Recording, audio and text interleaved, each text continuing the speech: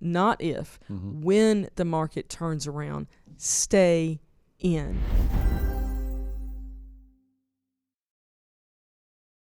Time for our final question. It's from Seth in Hot Springs. If consumer spending starts to decline unexpectedly, how will that affect my retirement timeline or my ability to withdraw funds from my investments? Well, Seth, thanks for the question. There is going to be some decline in consumer spending somewhere along the way. So I think I would first address the question by saying don't be unexpected. Don't be surprised by that. It should be expected that somewhere along the way consumer spending is going to decrease.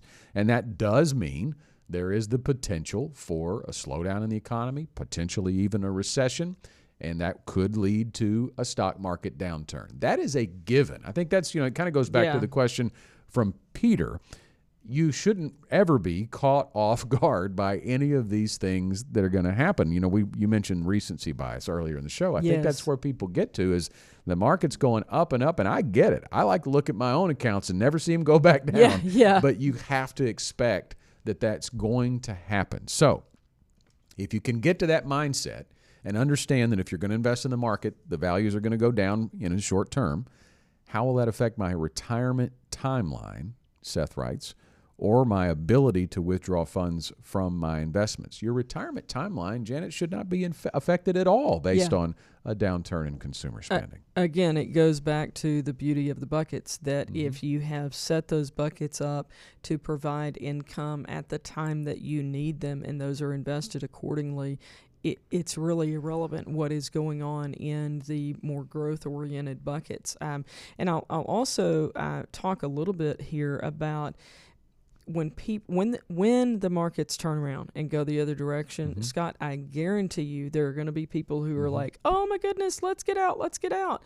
And that's another beautiful thing about the buckets is staying in with a portion of your assets that you don't need for a long period of time, but you are continuing to get that market exposure during that period of time, because if you miss the best days in the market, even throughout your retirement, we've got a graphic here about missing the best days in the market over a 30-year timeline. So we're talking about, really, if you retire at 65, this would take you to age 95. So this is retirement for the majority of people.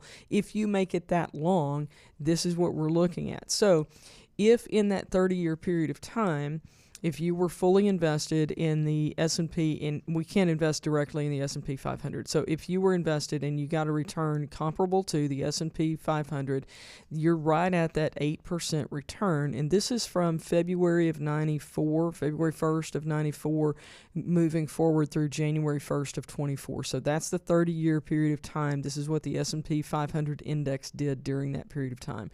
But if you missed out of 30 years, if you missed the best 10 days, your 8% drops down to 5.25. Now, that sounds like, 2.74% difference. But going from 8% to 6% is a 25% reduction. So that's more than a 25% reduction. And when you start the calculations on the compounding of that, it's tremendous on the dollar impact. And this one blows my mind, though, Scott. Let's look at the last one on this graphic. In 30 years, if you missed the best 50 days, so that's 1 to 2 days per year.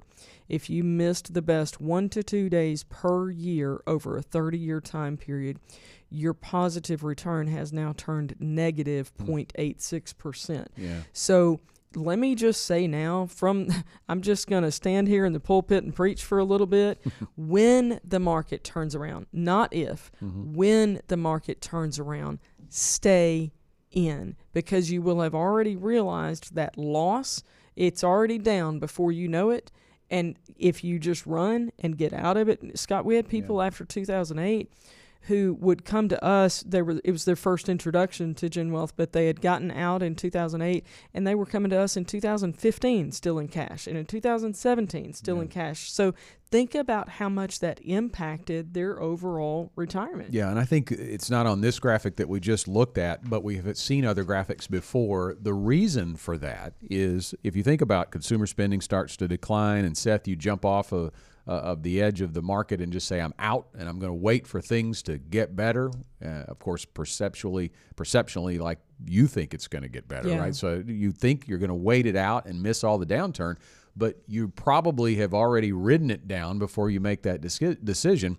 And the reality is some of the best days in the market over the last 50 years have happened in the middle of a bear market. The market has gone down, and there are some spikes inside of those bear markets, and those are some of the best days. So if you aren't invested on those days and you wait till you feel better about where things are economically, you will have already missed a lot of the best days. Perspective from Casey, 30 years is right at 11,000 days. Wow. Not all of those are market days, obviously. Right. But that's a lot of days, and if you miss just the best 50 of them, you're negative. And that's one of the reasons working with an advisor is behavioral as much as it is picking investments. It's holding hands with someone and saying, don't do the wrong thing at the wrong time for the wrong reason. And that would be the wrong thing at the wrong time for the wrong reason, Seth, is jump out of the market because you think things are going to head south.